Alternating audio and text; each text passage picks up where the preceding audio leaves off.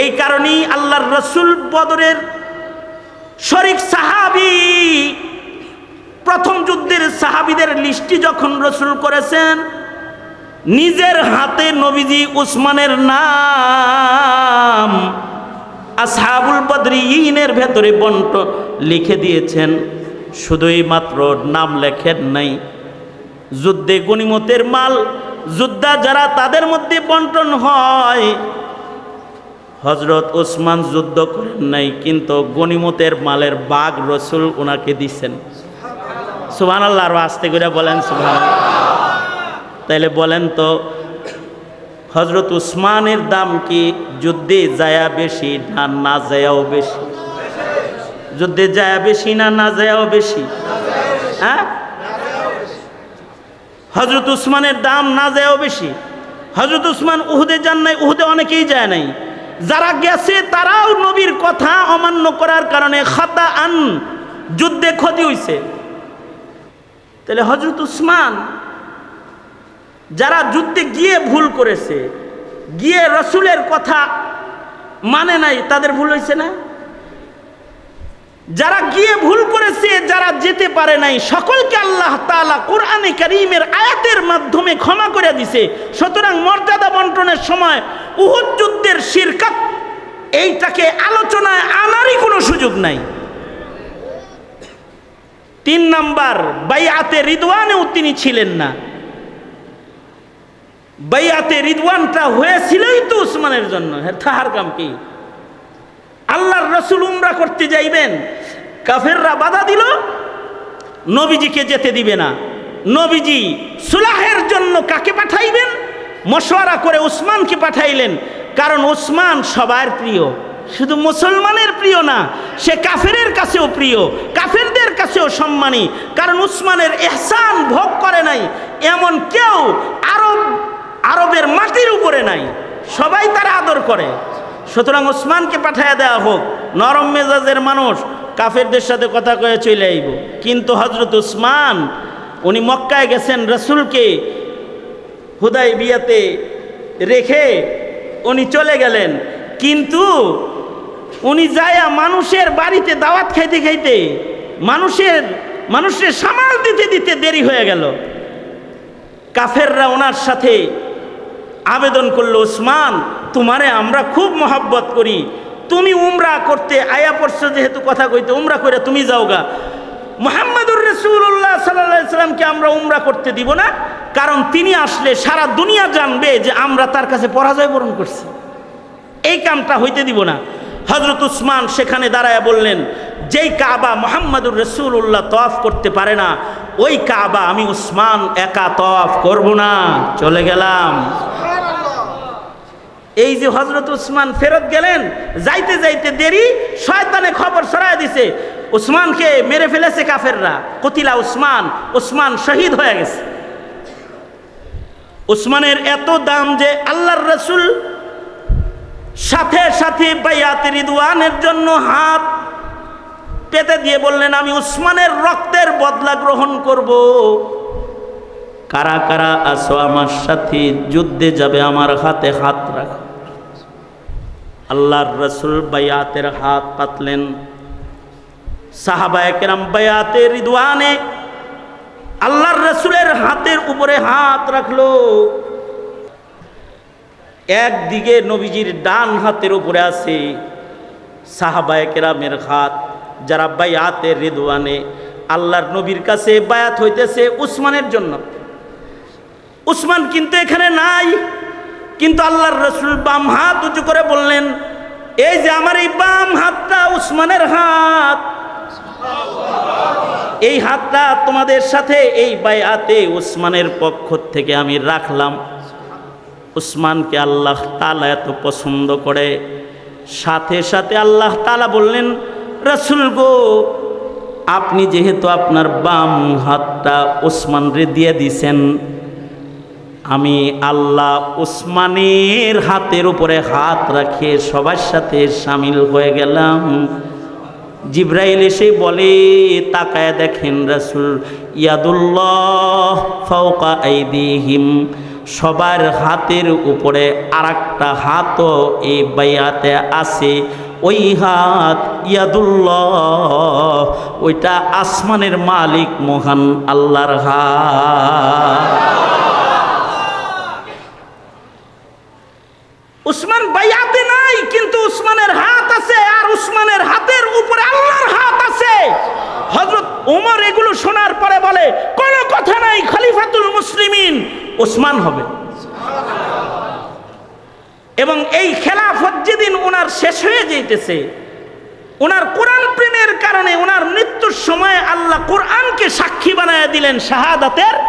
দুশমনরা এসে ওনার গর্দানে ছুরি বসাইল, আর রক্তের ফুটা গড়ায়া কোরআন শরীফের পাতার উপরে পড়ল। তখনও তিনি বাতি জ্বালায়া রাতে কোরআন পড়তেছিলেন।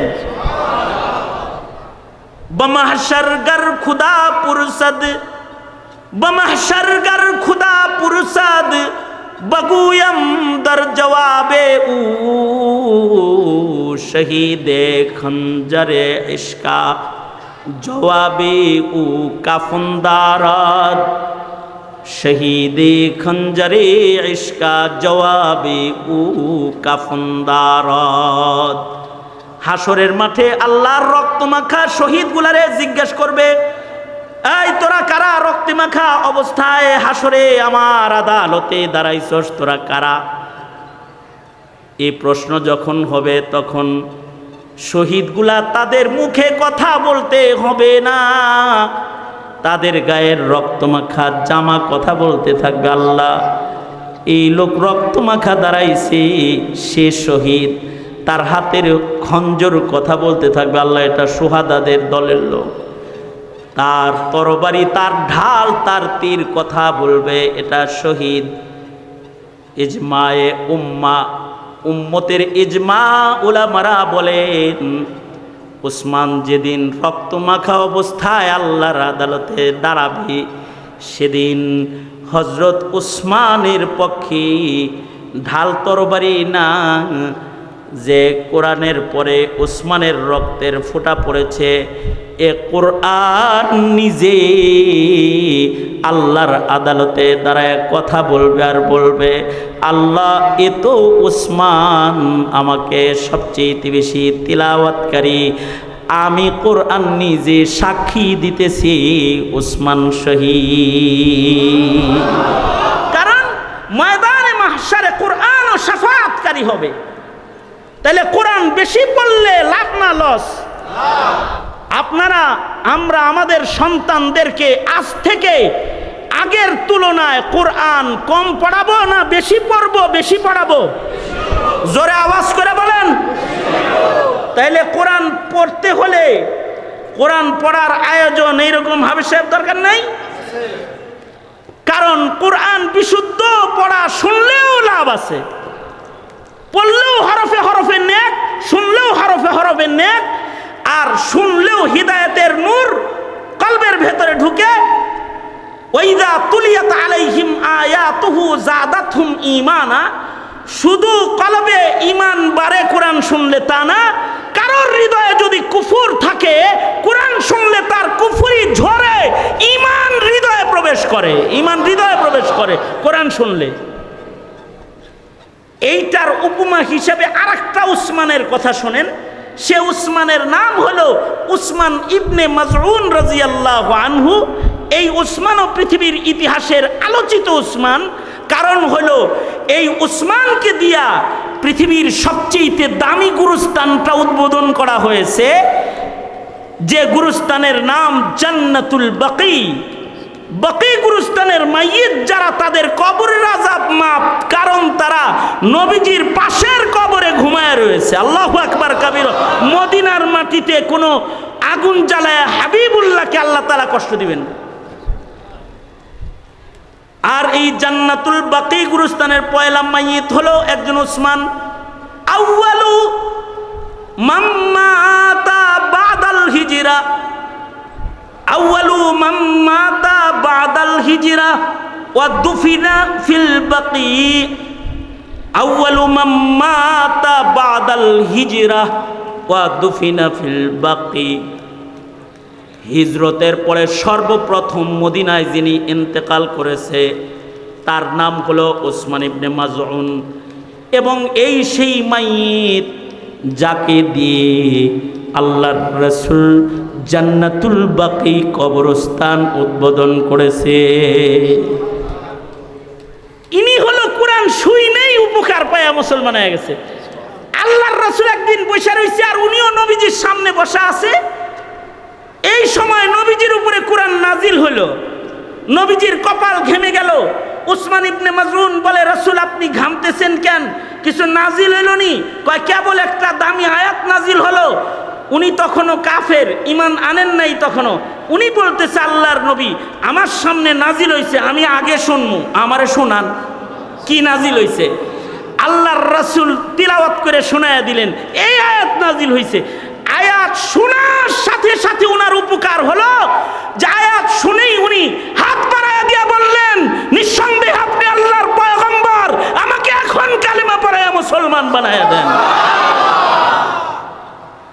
তাইলে কোরআন পড়লেও লাভ, কোরআন এ কারণে আল্লাহ পাক বলেন, উতলু মা উহিয়া ইলাইকা মিনাল কিতাব,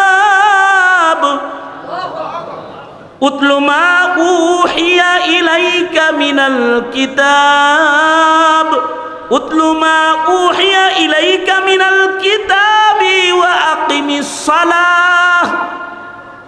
আল্লাহ পাকের 3 নির্দেশের 1 নম্বর নির্দেশ, কোরআন পড়েন। এখনো যারা কোরআন শরীফ পড়া শিখেন নাই তারা শর্মিন্দা হন। কোরআন পড়া শিখবেন, কোরআন পড়বেন, ঘরের ভেতরে কোরআনে পড়াইবেন। পড়লেও লাভ, ঘরে একজনে পড়বে সবার উপকার হবে, যাদের কানে আওয়াজ যাবে। কারণ কোরআন শুনলেও ঈমান বেড়ে যাবে। এ কারণে ওয়াজ মাহফিলে কোরআন শুনে তো ঈমান বেড়ে যায়। বসে বসে কাঁদে আর তওবা করে, আল্লাহ আর গুনাহ করুম না, কারণ কোরআন শুই না, ঈমান বেড়ে গেছে। তাইলে আমাদেরও 1 নম্বর কাজ, আমরা কোরআন পড়বো ইনশাআল্লাহ। বলেন শুধু পড়বো না, পড়াবো। 2 নম্বর লাভ কি হবে? দুনিয়ারও লাভ হবে, আখিরাতেরও লাভ হবে। দুনিয়ার জীবনেও সম্মান পাওয়া যাবে, আখিরাতেও শাফাত পাওয়া যাবে, সম্মান পাওয়া যাবে। আর দুনিয়ার জীবনেও সম্মানী হওয়া যাবে, যেমন উসমান ইবনে আফফান সম্মানী হয়েছে। 2 নাম্বার, একই বিষয়ে বেশি কথা বলার দরকার নাই। 2 নাম্বার, আকিমিস সালাহ, আল্লাহর নির্দেশ, নামাজ কায়েম করুন। নামাজ কায়েম কাকে বলা হয়? সংক্ষেপ কথা, নামাজ কায়েম বলা হয় নামাজকে শুদ্ধ করে পড়ো।